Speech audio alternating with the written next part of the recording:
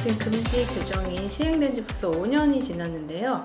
해가 지나갈수록 신고 건수가 늘고 있기는 한데 최근에는 이런 직장 내 괴롭힘 신고의 남용 사례가 많아지고 있어서 이에 대한 우려의 목소리가 높아지고 있는 것이 현실입니다. 그래서 오늘은 직장 내 괴롭힘 신고 남용과 관련해서 이야기해보고자 합니다.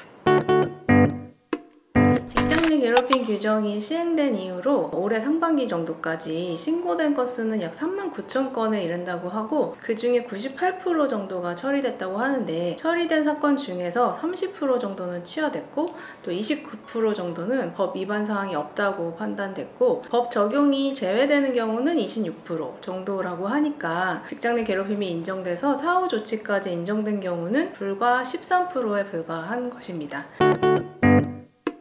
실제로 직장 내 괴롭힘 관련 사건을 위임해서 진행하거나 또 관련 상담을 하다 보면 의외로 명백하게 허위 신고로 판단되는 경우도 꽤 많았는데, 예를 들면 직장 내 괴롭힘 신고는 퇴사 이후에도 가능하기 때문에 다른 사유로 회사와 분쟁이 있어서 퇴사한 이후에 직장 내 괴롭힘 신고를 하거나 직장 내 괴롭힘 신고가 있으면 피신고자에 대해서 분리조치할 의무가 있는 것을 악용해서 피신고자를 괴롭히려는 의도에서 직장 내 괴롭힘 신고를 하거나 또는 근로자들끼리 분쟁이 생겼을 때 서로를 직장 내 괴롭힘이 있었다고 하면서 동시에 신고하는 이런 경우도 많았습니다. 또는 허위 신고에까지는 이르지 않았지만 신고인이 호소하는 고충이 일반적으로 직장 생활에서 흔하게 일어날 수 있는 정도의 고충에 좀 불과하거나 근로자들 간의 일회성의 분쟁이나 다툼 정도에 불과한 경우도 많았습니다.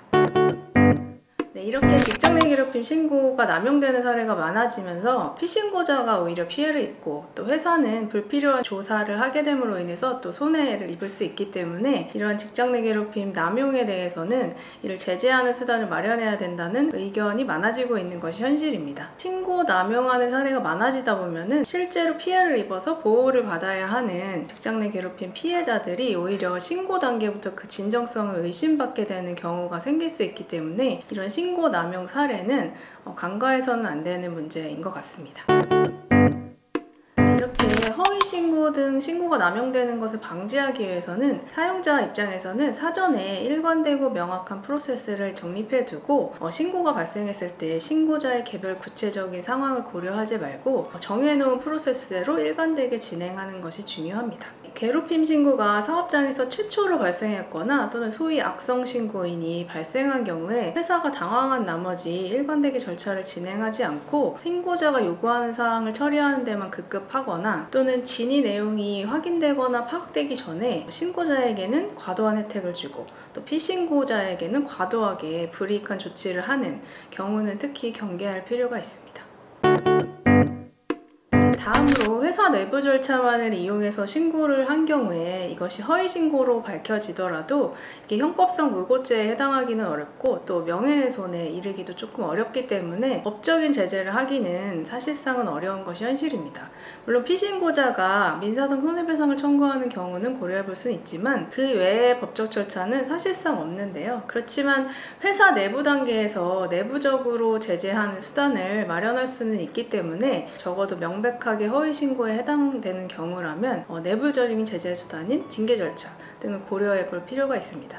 물론 명백하게 허위가 아니라 사실과 허위가 신고 내용에 섞여 있는 경우에는 사용자에게 징계 절차를 할 때 사용자에 대한 형사처벌 규정도 두고 있기 때문에 사실상 이런 경우에 징계 절차를 진행하는 것은 조금 주의할 필요가 있습니다.